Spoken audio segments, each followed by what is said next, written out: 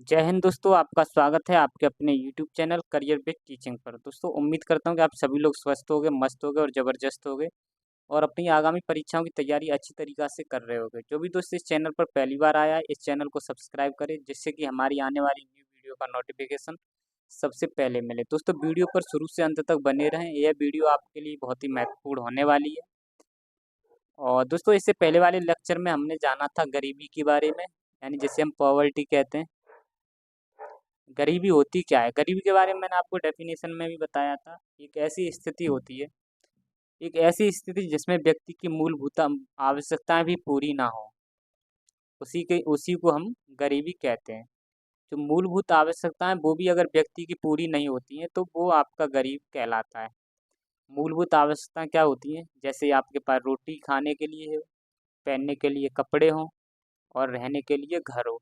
अगर ये दोस्तों अगर इन चीज़ों की तीनों चीज़ों की आवश्यकताएं पूरी नहीं हो पाती हैं तो वो वैसे लोग गरीब होते हैं, यानी उसी को हम गरीबी कहते हैं। उम्मीद करता हूँ कि ये आपको समझ में आया होगा। और भी दोस्तों हमने इसके गरीबी के बारे में डिटेल के साथ पिछले वाली वीडियो में डिस्कशन किया था। इसमें थोड़ा आपको रिवाइज करा देते हैं क्या कराया था। मैंने आपको बताया था गरीबी 2 टाइप की होती है। एक तो आपकी निरपेक्ष गरीबी होती है जिसे हम एब्सोल्यूट पॉवर्टी कहते हैं और दूसरी जो गरीबी होती है उसको सापेक्ष गरीबी कहते हैं जिसे हम रिलेटिव पॉवर्टी के नाम से जानते हैं। अब ये इसमें दोस्तों मैंने और भी डिटेल के साथ आपको बताया था निरपेक्ष क्या होती है और सापेक्ष गरीबी क्या होती है। निरपेक्ष गरीबी के बारे में अगर हम बात करें तो निरपेक्ष गरीबी को एकदम कह सकते हो कि ये बहुत तंगड़ी वाली गरीबी होती है। निरपेक्ष जो गरीबी होती है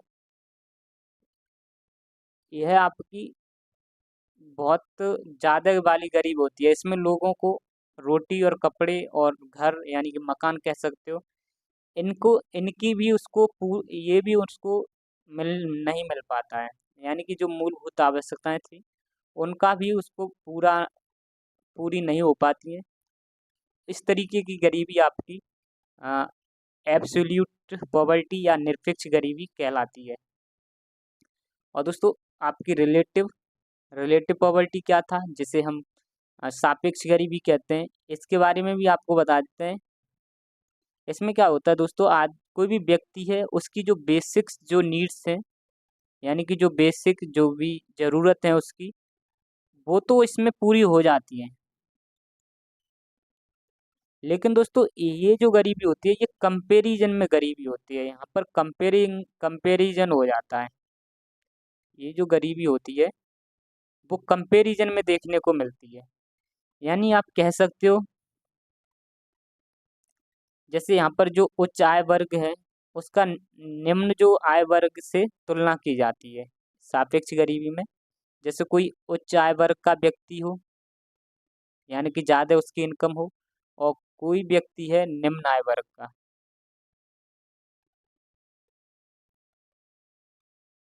उच्च आय वर्ग और निम्न आय वर्ग, तो ये दोस्तों जो है उच्च आय वर्ग वो आपका निम्न आय वर्ग के से तुलना में अमीर है। यानी आप कह सकते हो जो उच्च आय वर्ग है वो निम्न आय वर्ग के तुलना में ज़्यादा अधिक अमीर होगा। यानी आप इसको उच्च आप कह सकते हो ये उच्च आय वर्ग निम्न आय के सापेक्ष में अमीर हो जाएगा। जैसे आपको मैं बता देता हूँ, जैसे ये हमारे पास कोई मान के चलो राजू नाम का कोई लड़का है।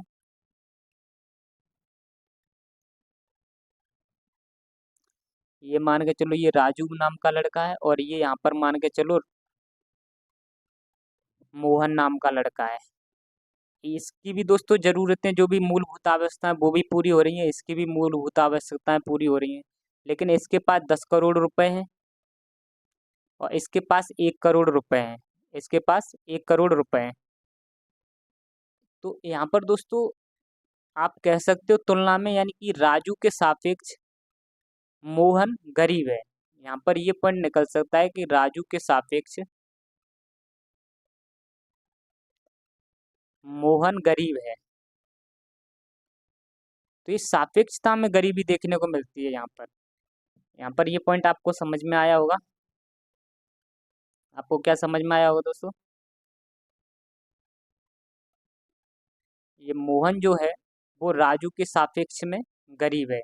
आप ये कह सकते हो राजू के सापेक्ष मोहन गरीब देखने को मिलता है। और भी मैंने आपको बताया था गरीबी को मापने के लिए, इसमें आपको कुछ टर्म्स भी बताए थे। मैंने आपको बताया था जो एब्सोल्यूट जो पॉवर्टी है जिसे निरपेक्ष गरीबी कहते हैं, और इसको मापने के लिए हम गरीबी रेखा का प्रयोग करते हैं जिसे हम पॉवर्टी लाइन के नाम से जानते हैं। और इसको जो रिलेटिव जो आपकी पॉवर्टी है, सापेक्ष जो गरीबी है, इसको मापने के लिए हम वक्र यानी लॉरेंज वक्र, आपका लॉरेंज कर्व होता है, लॉरेंज वक्र जिसे कहते हैं, इसका प्रयोग करते हैं और गिनी गुणांक का भी प्रयोग करते हैं। इन चीज़ों का दोस्तों यहाँ पर प्रयोग करते हैं।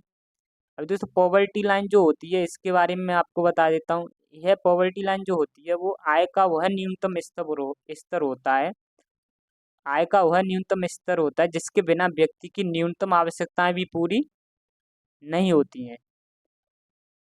यहाँ पर दोस्तों मान के चलो 50 रुपये इसका कोई भी व्यक्ति अपने ऊपर पर डे खर्च करता है। ये मान के चलो 50 रुपये किसी की आय है। अगर दोस्तों उस व्यक्ति की अगर 50 रुपये भी उसकी आय नहीं हुई, मैंने ये आपको न्यूनतम बताया है, ये कोई मैंने आपको डेफिनेशन में बता दिया, आय का वह न्यूनतम स्तर जिसके बिना व्यक्ति की न्यूनतम आवश्यकताएं भी पूरी नहीं होती हो। मान के चलो ये उस आय का ये न्यूनतम स्तर 50 रुपये मान लेता हूँ। अगर 50 रुपये अगर दोस्तों उसके पास है, अब वो 50 रुपये अपने ऊपर खर्च कर रहा है, तो इसका मतलब वो गरीब नहीं है। अगर 50 रुपये से 50 रुपये भी नहीं हो उसके पास, अगर 50 रुपये से थोड़े कम हो या 50 रुपये से नीचे हो, तो वो ऐसा व्यक्ति गरीबी में आएगा। और 50 रुपये से ऊपर हो तो वो दोस्तों ये इसको हम दोस्तों बीपीएल के नाम से जानते हैं, यानी बिलो पॉवर्टी लाइन के नीचे आ जाता है। और ये जो गरीबी रेखा है उसके ऊपर चला जाता है, जिसे हम एपीएल के नाम से जानते हैं। यानी कि ऐसा व्यक्ति जिसके पास 50 रुपये से ज़्यादा रुपये खर्च करता हो अपने ऊपर, तो वो एपीएल में चला जाता है। और जो व्यक्ति 50 रुपये से भी कम खर्च करता है अपने ऊपर, तो वो बीपीएल लाइन में चला जाता है। इसको हम बीपीएल में रख देते हैं। ये पॉइंट आपको समझ में आया होगा। हम गरीबी रेखा जो होती है वो आपकी एक आय का एक न्यूनतम स्तर होता है कि जिसके बिना व्यक्ति की न्यूनतम भी आवश्यकताएं पूरी नहीं होती हों। इसके बिना अगर दोस्तों इतना भी नहीं होगा उसके पास, यानी इतना भी नहीं होगा, अगर इतना है 50 रुपये भी है, तो उसकी न्यूनतम आवश्यकताएं जो हैं वो पूरी हो जाएंगी। अगर दोस्तों इसके पास इतना भी नहीं है, इससे नीचे, तो वो उसकी न्यूनतम आवश्यकताएं पूरी नहीं हो पाएंगी, तो वो आपका बिलो द पॉवर्टी लाइन में चला जाएगा, यानी कि बीपीएल में चला जाएगा। ये पॉइंट दोस्तों मैंने आपको बताए, ये आपको समझ में आए होंगे। अब दोस्तों जो हमारी गरीबी जो होते हैं गरीब, अब ये जो निरपेक्ष गरीबी होती है विकासशील देशों में देखने को मिलती है और ये हमें विकसित देशों में देखने को मिलती है। और गरीबी को जो दोस्तों मापता है, यानी कि जो गरीबी को मापने का जो काम करता है वो नीति आयोग टास्क फोर्स करता है। नीति आयोग टास्क फोर्स का काम है इस गरीबी को मापने का। और इसका जो डेटा है गरीबी का, गांव गांव में जाकर जो डेटा कलेक्ट किया जाता है वो एनएसएसओ के द्वारा किया जाता है। एनएसएसओ जो है दोस्तों यह आपकी मॉस्पी एक मंत्रालय है। और मॉस्पी जिसे कहते हैं, मॉस्पी जिसे हम हिंदी में सांख्यिकी एवं कार्यक्रम कार्यान्वयन मंत्रालय के नाम से जाना जाता है। इसके अधीन आपका एनएसएसओ आता है। जैसे एनएसएसओ के बारे में बात करें तो इसको हम राष्ट्रीय नमूना सर्वेक्षण संगठन कहते हैं। इसे नेशनल सैंपल सर्वे ऑर्गेनाइजेशन के नाम से जाना जाता है। 1950 में इसकी स्थापना हुई थी। और दोस्तों कुछ समिति भी बनाई जाती हैं गरीबी को मापने के लिए। एक तो मैंने आपको बताया था, पहली जो समिति थी वो बाइक अलग समिति थी। इसने गरीबी को मापने के लिए जो आधार माना था वो कैलोरी उपभोग विधि का प्रयोग किया गया था कि शहरों में इतने कैलोरी से ज़्यादा भोजन कोई करता है तो वो आपका गरीबी रेखा के ऊपर आएगा। यानी इन्होंने कैलोरी उपभोग विधि का प्रयोग किया था कि कितना कैलोरी में कौन कौन कौन भोजन प्राप्त करता है। इस आधार पर इन्होंने गरीबी को मापा था। और दूसरी थे डीटी लकड़वाला समिति, और इसने जो गरीबी का मापन किया था वो आधार इन्होंने जो माना था गरीबी को मापने के लिए वो उपभोक्ता मूल्य सूचकांक माना था। उपभोक्ता मूल्य सूचकांक का प्रयोग किया था। और तीसरी थे सुरेश तेंदुलकर समिति। इसने जो दोस्तों गरीबी को मापने के लिए आधार माना था वो था और न्यूनतम उपभोग व्यय, न्यूनतम उपभोग व्यय। और इस तरीके से दोस्तों सुरेश तेंदुलकर की समिति के आधार पर गरीबी को मापने का जो आधार माना था, एक और समिति थी जिसका नाम था सी रंगराजन समिति। इसने भी गरीबी को जो मापने के लिए जो आधार माना था वो न्यूनतम उपभोग विधि का ही प्रयोग किया था, न्यूनतम उपभोग व्यय विधि का प्रयोग किया था। और यहाँ पर दोस्तों हमने इस तरीके से आपका थोड़ा रिवीजन भी करवा दिया। अब हम पढ़ते हैं अनएम्प्लॉयमेंट के बारे में, यानी कि बेरोजगारी के बारे में। अब बात होती है दोस्तों बेरोजगारी की, तो बेरोजगारी होती क्या है? बेरोजगारी के बारे में अगर हम बात करें तो बेरोजगारी होती क्या है? सबसे पहले दोस्तों बेरोजगारी के बारे में आपको बता देते हैं। बेरोजगारी जो होती है, बेरोजगारी को अगर हम डेफिनेशन में बात करते हैं, जैसे बेरोजगारी एक ऐसी स्थिति होती है जब आदमी काम ढूंढता है, कोई भी सही आदमी या कोई व्यक्ति सही, कोई भी सही दोस्तों, जब वो काम ढूंढता है फिर भी उसे काम नहीं मिलता है, फिर भी उसको काम नहीं मिलता, तो ऐसे व्यक्ति बेरोजगार कहलाए जाते हैं, इसे हम अनएम्प्लॉयमेंट कहते हैं। जैसे दोस्तों कोई भी इसमें डेफिनेशन में यही लिखा हुआ है, स्थिति जब कोई व्यक्ति हो या कोई भी सही, जब काम की तलाश करने पर भी काम नहीं मिलता है तो उसे हम बेरोजगारी कहते हैं, यानी अनएम्प्लॉयमेंट कहा जाता है। यानी दोस्तों मान के चलो ये मैं हूँ, अब मैं अपने ही ऊपर एग्जांपल दे देता हूँ। और ये भी हो जाता है दोस्तों उसके अगर जो जितना पढ़ा लिखा हुआ है और उसके लायक अगर कोई काम नहीं मिलता है, और वो अपने लायक जो दोस्तों पढ़ा लिखा है तो वो अपने लायक काम ढूंढता है, पर फिर भी उसको जब काम नहीं मिलता है तो वो भी एक तरीके का बेरोजगार कहलाता है। जैसे ये मैं पढ़ा लिखा हूँ दोस्तों, अपने ऊपर एग्जांपल दे के आपको बता देता हूँ। तो अगर मैं, जैसे मैं किसी भी काम के लायक अगर हूँ, अगर मुझे लगता है कि मैं इस काम के लायक हूँ, अगर मुझे ये काम मिल जाए तो ठीक है। अगर मैं किसी भी काम के लायक हूँ और वो काम मैं ढूंढ रहा हूँ और वो मुझे नहीं मिल रहा है, वो काम मुझे नहीं मिल रहा है, तो मैं भी दोस्तों बेरोजगार हूँ। तो ऐसी जो स्थिति होती है, ऐसी स्थिति को ही हम बेरोजगारी नाम देते हैं, बेरोजगारी उसको ही हम कहते हैं। उम्मीद करता हूँ कि आपको यह पॉइंट समझ में आया होगा। इसी वे में एक बार और बता देता हूँ। जब जब दोस्तों मान के चलो जो भी किसी की भी योग्यता के अनुसार जब उसको काम नहीं मिलता है और वो उस काम के लायक है, वो काम उसको नहीं मिलता है, तो वो बेरोजगार कहलाता है।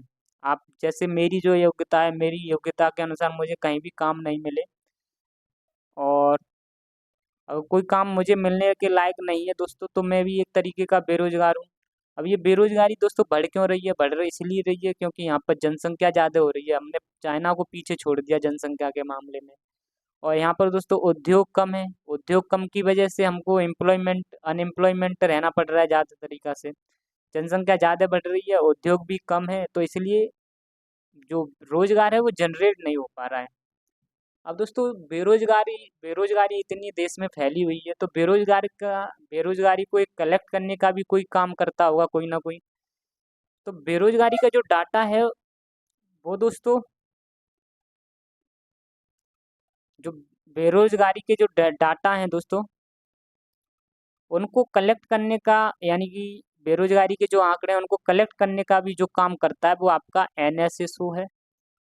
वही लिखा है भारत में बेरोजगारी के आंकड़े या डेटा को कलेक्ट करने का जो काम करता है वो आपका एनएसएसओ है, जिसे हम इंग्लिश में दोस्तों नेशनल सैंपल सर्वे ऑर्गेनाइजेशन के नाम से जानते हैं।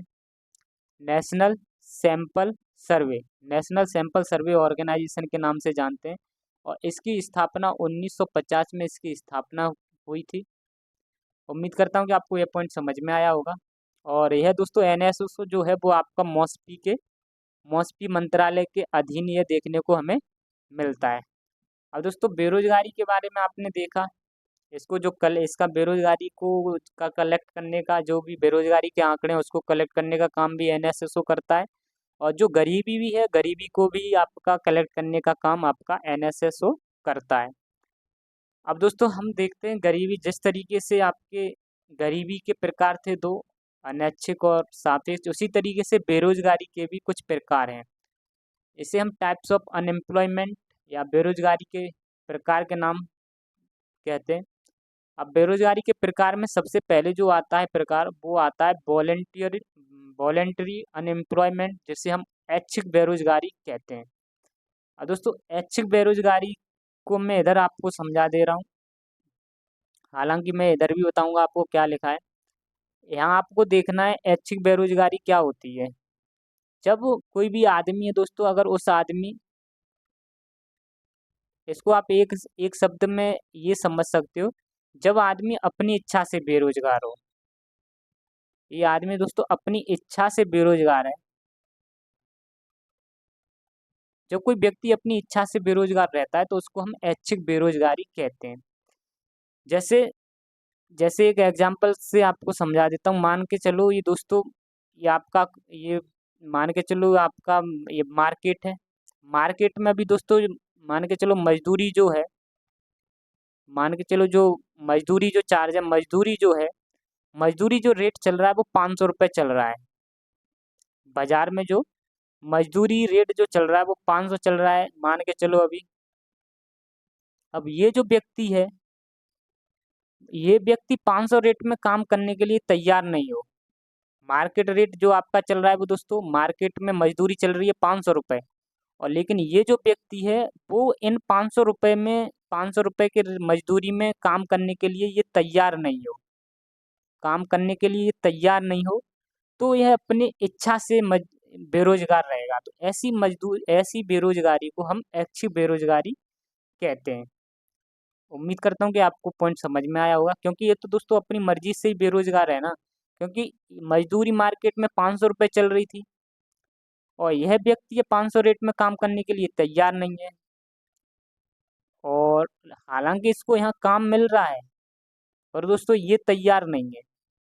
इसको पाँच मार्केट प्राइस, इसको मार्केट में जो मजदूरी है वो 500 मिल रही है, काम भी मिल रहा है इसको, लेकिन यह 500 रुपये में जब तैयार नहीं होता है तो ऐसी मजदूरी को हम, ऐसी दोस्तों बेरोजगारी को हम ऐच्छिक बेरोजगारी कहते हैं। ऐसी बेरोजगारी जो होती है वो दोस्तों हमको विकसित देशों में ज़्यादा देखने को मिलती है।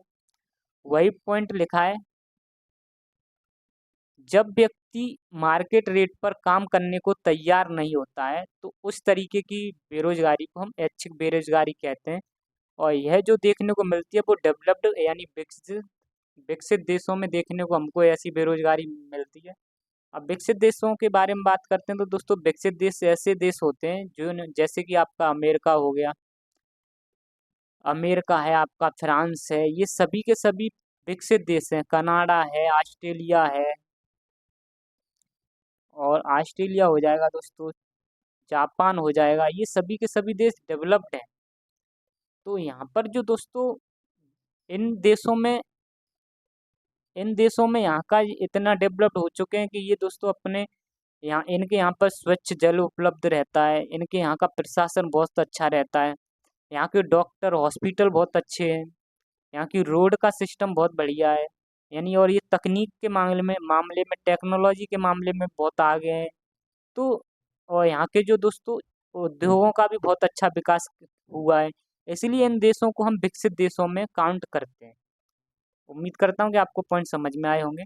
तो यहाँ पर जो लोग होते हैं वो दोस्तों अपने इच्छा से काम नहीं करते हैं। यहाँ पर जो मार्केट का रेट पर दोस्तों काम करने के लिए यहाँ पर लोग बाग तैयार नहीं होते हैं। यहाँ पर जो भी देश हैं, ये विकसित देश हैं, यहाँ पे जो भी मार्केट का रेट चल रहा होता है उस रेट पर ये काम करने के लिए तैयार नहीं होते हैं, इसलिए ये अपनी इच्छा से बेरोजगार हैं।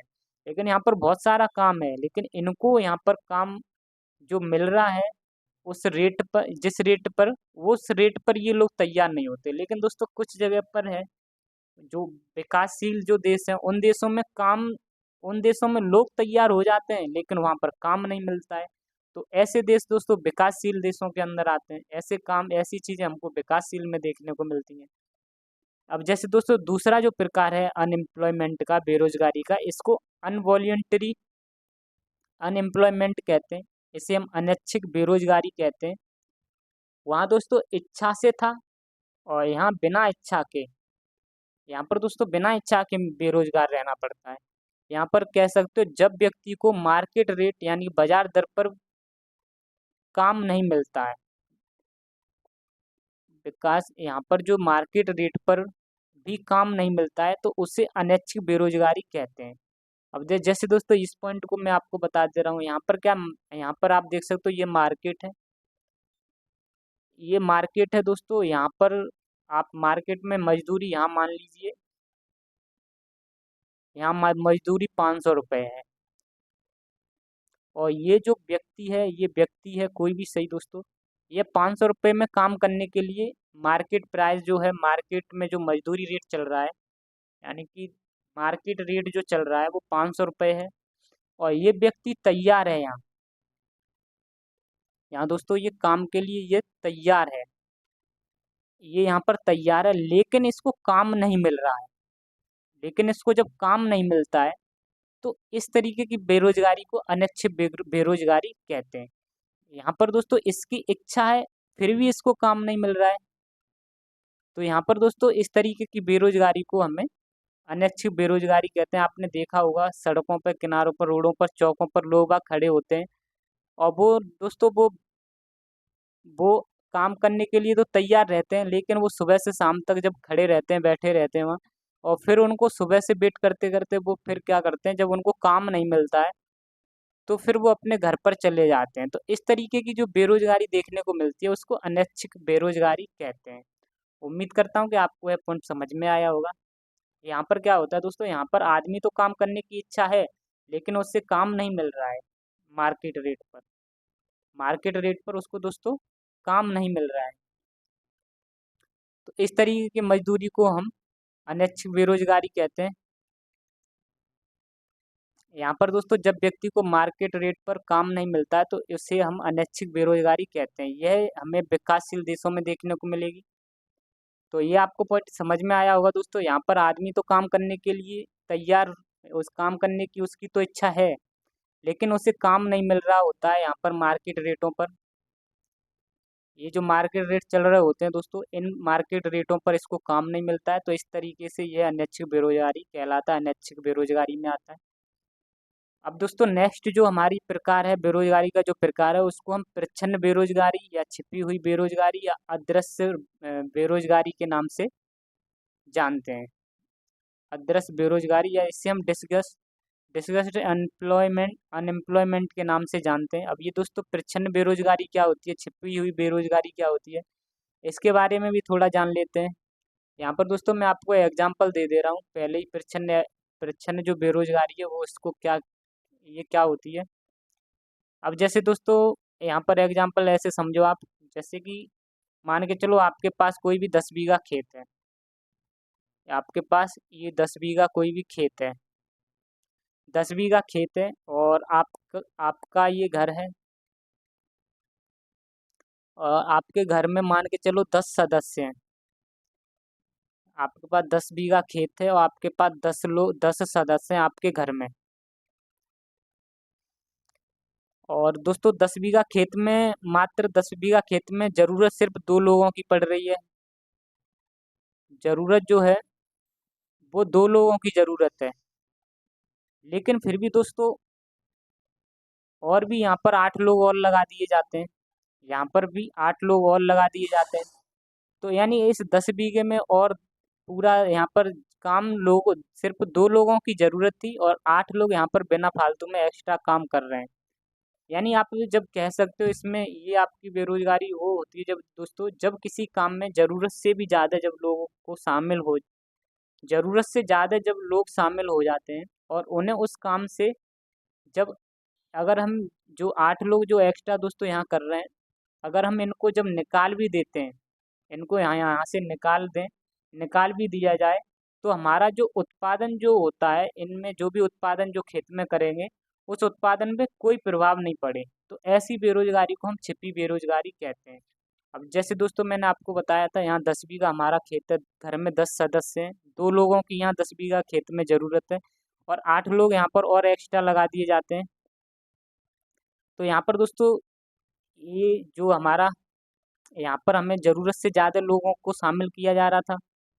अगर हम इनको मान, ये हमारे पास 8 लोगों को शामिल किया जा रहा था, और अगर हम इनको बाहर निकाल दें, अगर इनको हम बाहर निकाल भी देते हैं, और हमको ज़रूरत सिर्फ कितने की थी, 2 की। और इन 8 8 को हमने बाहर निकाल दिया। तो ये दो दोस्तों जो 8 जो व्यक्ति हैं, 8 व्यक्ति ये भी कहीं न कहीं जाकर भी अपना काम कर सकते हैं। तो यहाँ पर जो 8 लोगों की जो उत्पादकता है वो यहाँ पर शून्य रहेगी। क्योंकि जो जो यहाँ पर दोस्तों खेत में 2 लोग जितना काम कर सकते थे, इस खेत में 10 बीघा खेत में 2 लोगों की जो ज़रूरत थी, 2 लोग जितना यहाँ पर उत्पादन कर सकते थे, उतना ही ये 10 लोग कर रहे हैं। तो फ़ायदा क्या हुआ? ये 8 लोगों की तो यहाँ पर उत्पादकता शून्य है।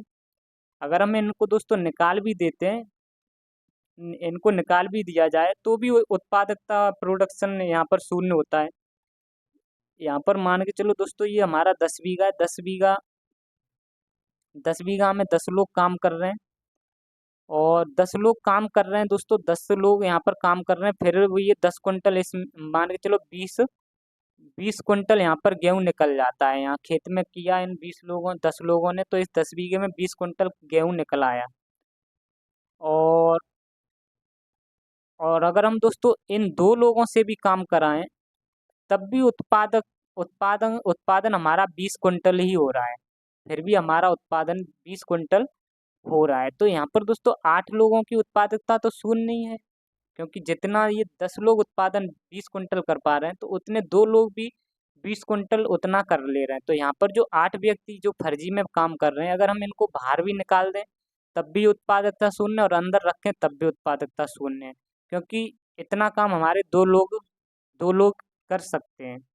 तो वही है, इस पॉइंट में दोस्तों आप कह सकते हो कि जब जब किसी भी काम में जब किसी काम में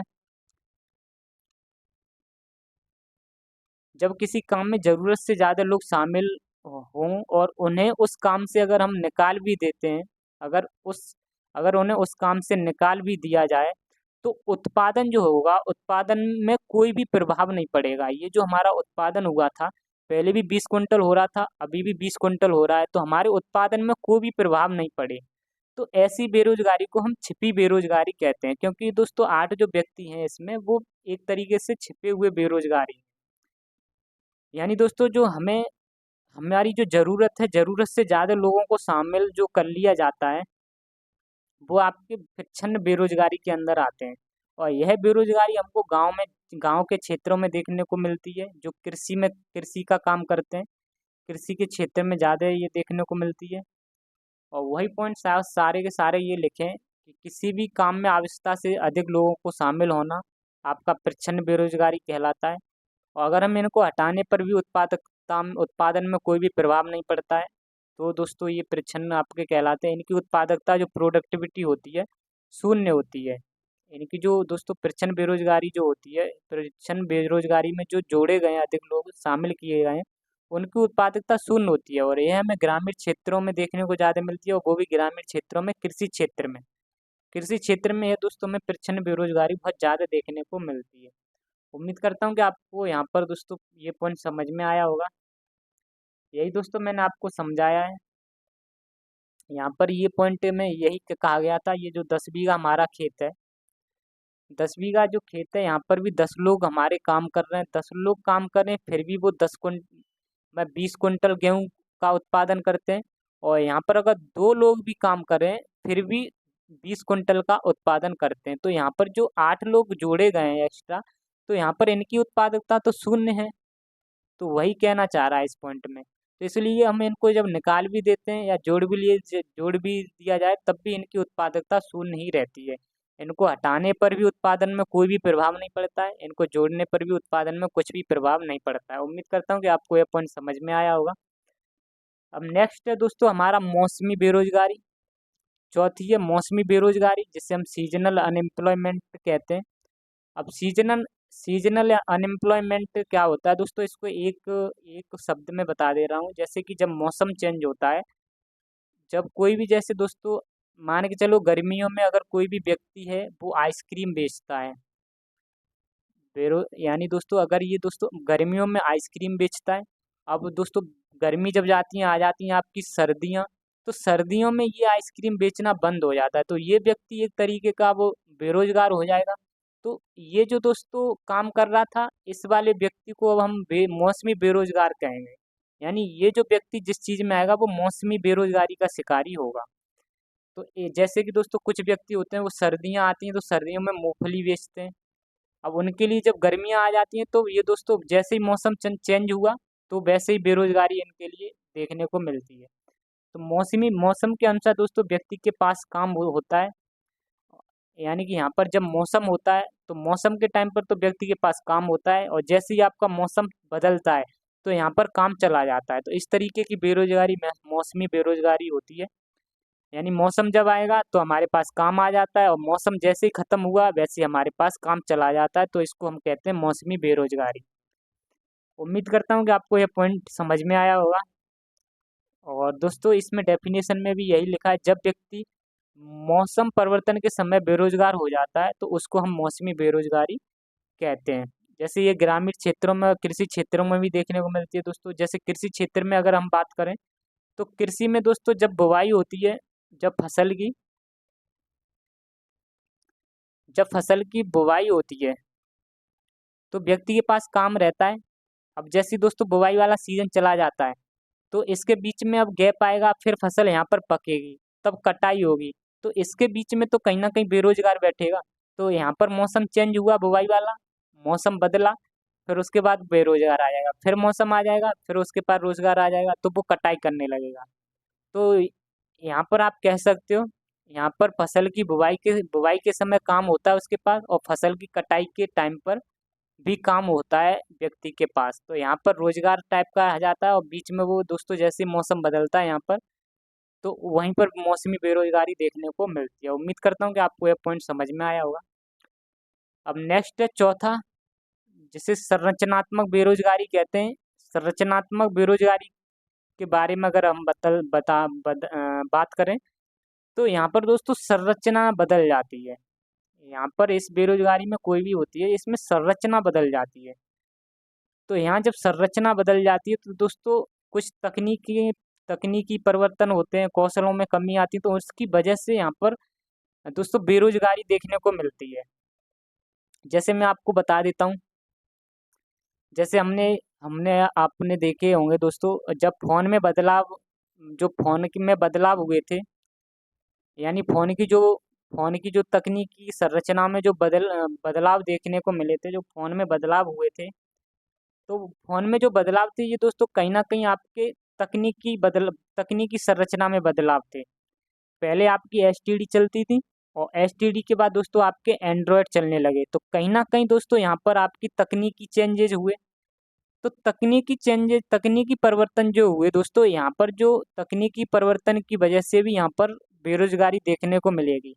यानी जो दोस्तों जो व्यक्ति एसटीडी के बारे में, इसको तकनीकी के बारे में इसके जानता था, यानी कि जब खराब होता था एसटीडी, तो इसके बारे में जो उसको नॉलेज थी, तो उसके बाद जब इसके बारे में नॉलेज थी, एसटीडी जब खराब होती थी तो इसको सही कर लेता था। जब दोस्तों अब तकनीकी परिवर्तन हो गया, अब एंड्रॉयड चीज आ गई, तो अब वो व्यक्ति एसटीडी वाला जो कारीगर था, अब वो तो बेरोजगार टाइप का हो जाएगा, क्योंकि एंड्रॉयड के बारे में उसको ज्ञान नहीं है, स्किल्स नहीं है इसके बारे में। तो यहाँ पर हमको जो बेरोजगारी देखने को मिलेगी वो संरचनात्मक बेरोजगारी देखने को मिलेगी।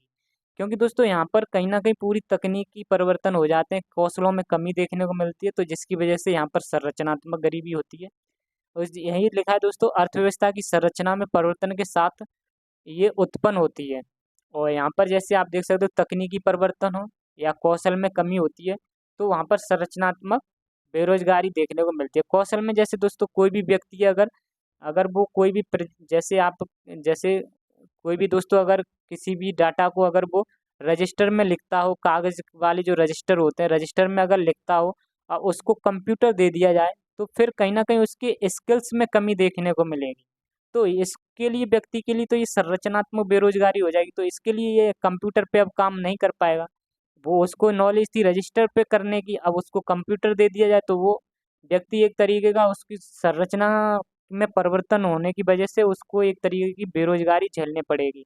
अगर कंप्यूटर में उसको नॉलेज है तो यहाँ कंप्यूटर पर काम करने लगेगा, और अगर दोस्तों इसको नॉलेज नहीं है, स्किल्स की कमी है, तो इसको यहाँ से भगा दिया जाएगा। तो ये संरचना की बेरोजगारी इसके लिए हो जाएगी। अब दोस्तों नेक्स्ट जो बेरोजगारी है वो आपकी सिक्स्थ में है, यह चक्री बेरोजगारी है। ये कौन सी बेरोजगारी है दोस्तों? ये चक्री बेरोजगारी है। और दोस्तों चक्री बेरोजगारी के बारे में अगर हम बात करते हैं तो यह एक तरीके की साइकिल की तरह चलती है। जो हमारी साइकिल होती है, साइकिल की तरह चलती है। तो जैसे दोस्तों साइकिल चलती है वैसे ही आपकी चक्री बेरोजगारी चलती है। चक्री बेरोजगारी ऐसे साइकिल की तरह चलती है दोस्तों। जब जैसे कि हमारे जीवन में भी कभी कभार दुख और सुख आते आते जाते रहते हैं। ऐसे देश दोस्तों अर्थव्यवस्था में भी, हमारी अर्थव्यवस्था जो होती है उसमें कभी सुख देखने को मिलता है तो कभी दुख भी होता है। और देश की जो अर्थव्यवस्था है, सुख देखने को मिलेगा यानी कि जब जीडीपी बढ़ेगी, हमारी जीडीपी में ग्रोथ आएगी, उत्पादन ज़्यादा होंगे तो हमारी अर्थव्यवस्था में कहीं ना कहीं सुख देखने को मिलेगा। और जब दोस्तों उत्पादन कम होगा, उत्पादन बंद होंगे तो अर्थव्यवस्था में मंदी आ जाती है। तो यहाँ पर हमें दुख का समय देखना पड़ता है। तो वही है पॉइंट दोस्तों, जब कभी अर्थव्यवस्था में उत्पादन बहुत ज़्यादा होता हो और अर्थव्यवस्था में दोस्तों, अर्थव्यवस्था जो हो, इस हमारी जो अर्थव्यवस्था होती है दोस्तों वो आपकी समृद्धि पर होती है। यानी कि जब दोस्तों हमारे देश के अंदर उत्पादन ज़्यादा हो तो हमारे देश की अर्थव्यवस्था समृद्धि पर होती है यानी ग्रोथ पर होती है। जब दोस्तों देश की जीडीपी अच्छी हो, प्रोडक्शन अच्छा हो रहा हो, उत्पादन अच्छा हो रहा हो, फैक्ट्रियां खुल रही हो, उत्पादन ज़्यादा कर रही हो, लोगों को रोजगार ज़्यादा दे रही हो, तो उस टाइम पर हमारे देश में ग्रोथ होती है। यानी कि हमारी जो देश की अर्थव्यवस्था है उसको हम समृद्धि, यानी हमारे देश की अर्थव्यवस्था समृद्धि पर होती है यानी कि ग्रोथ पर होती है। तो यहाँ पर हम कह सकते हैं तो हमारी देश की अर्थव्यवस्था में सुख आता है, लोगों को नौकरी अच्छी खासी मिल जाती है यहाँ पर। तो यहाँ पर दोस्तों आपका ये ग्राफ जो है ये ऊपर जो जा रहा है, यहाँ पर ऊपर यानी कि हमारे देश के अंदर अच्छा चल रहा है, जीडीपी अच्छी चल रही है, उत्पादन अच्छे हो रहे हैं, रोजगार भी लोगों को मिल रहा है। तो यहाँ पर आप कह सकते हो कि देश की अर्थव्यवस्था समृद्धि पर है यानी कि ग्रोथ पर है। अब वैसे ही जैसे ही दोस्तों देश के अंदर उत्पादन कम हो जाते हैं, जीडीपी कम जाने लगती है, रोजगार, कंपनियां बंद होने लगती हैं, रोजगार लोगों को कम मिलता है यानी कि लोगों के लगे लगाए जो होते हैं उनको बाहर निकाल दिया जाता है। तो यहाँ पर देश की जो अर्थव्यवस्था है, तो देश की अर्थव्यवस्था में दोस्तों मंदी आ जाती है। तो वही पॉइंट है दोस्तों, देश में मंदी कब आएगी? जब देश के अंदर जीडीपी कम होगी, उत्पादन कम होगा, उत्पादन कम होगा तो लोगों को कंपनियों में कम रखा जाएगा, बाहर निकाल दिया जाएगा, तो यहाँ पर रोजगार भी कम किया जाएगा। यानी दोस्तों यहाँ पर हमको देश की जो अर्थव्यवस्था हो जाएगी वो मंदी पड़ जाएगी। और आप देख सकते हो अगर ग्राफ में ये जब देश देश के अंदर जो दोस्तों आपकी, जब देश के अंदर ये सब चीज़ें ज़्यादा होती हैं तो समृद्धि आ रही होती है, तो ये सुख का टाइम होता है। और जब दोस्तों समृद्धि, आप कह सकते हो इन चीज़ों का उत्पादन बढ़ना है यानी कि जीडीपी का बढ़ना, रोजगार का बढ़ना, उत्पादन का बढ़ना, यानी कि समृद्धि आ रही है यानी कि सुख आ रहा है। और मंदी कब देखने को मिलेगी? जब ये चीज़ें घटित होंगी, लोगों के पास रुपए नहीं होंगे, तो यहाँ पर हमको मंदी देखने को मिलेगी। तो ये चक्री बेरोजगारी हो जाती है। तो यहाँ पर ये चक्र चलता रहता है, कभी इस तरीके से, कभी ये पॉइंट देखने को मिलता है, समृद्धि पर होती है अर्थव्यवस्था तो कभी मंदी पर होती है। अब नेक्स्ट जो दोस्तों बेरोजगारी है वो आपकी घर्षणात्मक बेरोजगारी है। घर्षणात्मक बेरोजगारी क्या है दोस्तों? जैसे कि मान के चलो ये कंपनी एक ये है, मान के चलो एक कंपनी एक है, एक कंपनी बी है। एक कंपनी दोस्तों ए है, दूसरी कंपनी ए है, बी है। और यहाँ पर कोई भी व्यक्ति दोस्तों जॉब करता है, और जब दोस्तों ये इस कंपनी को छोड़कर ये व्यक्ति यहाँ जाता है, इस कंपनी में जब इस कंपनी को ज्वाइन कर लेता है, तो इसके बीच में जो दोस्तों इसके बीच में जो इसको बेरोजगार रहना पड़ा, तो ये घर्षणात्मक बेरोजगारी कहलाता है। उम्मीद करता हूँ दोस्तों तुरंत तो इसको जॉब मिल नहीं जाएगी, यहाँ से गया यहाँ लग गया, इसके बीच में इसको इंटरव्यू देना पड़ेगा, बहुत दिनों तक बेरोजगार रहना पड़ेगा। यानी जब कोई व्यक्ति ए कंपनी को छोड़कर दूसरी कंपनी यानी बी कंपनी में जाता है, तो इसके बीच में बेरोजगार उसको रहना पड़ेगा। तो उस तरीके की बेरोजगारी को हम घर्षणात्मक बेरोजगारी कहते हैं। एक रोजगार को छोड़कर जब व्यक्ति दूसरा रोजगार शुरू करता है तो व्यक्ति कुछ समय बेरोजगार रहता है, तो ऐसी बेरोजगारी को घर्षणात्मक बेरोजगारी कहते हैं। उम्मीद करता हूँ कि आपको यह पॉइंट्स समझ में आए होंगे बेरोजगारी के बारे में। अगर दोस्तों ये वीडियो पसंद आई हो तो वीडियो को लाइक करें और चैनल को सब्सक्राइब करें, और मिलते हैं आपसे नेक्स्ट वीडियो में। आज के लिए इतना ही। जय हिंद, जय भारत, जय माँ सरस्वती।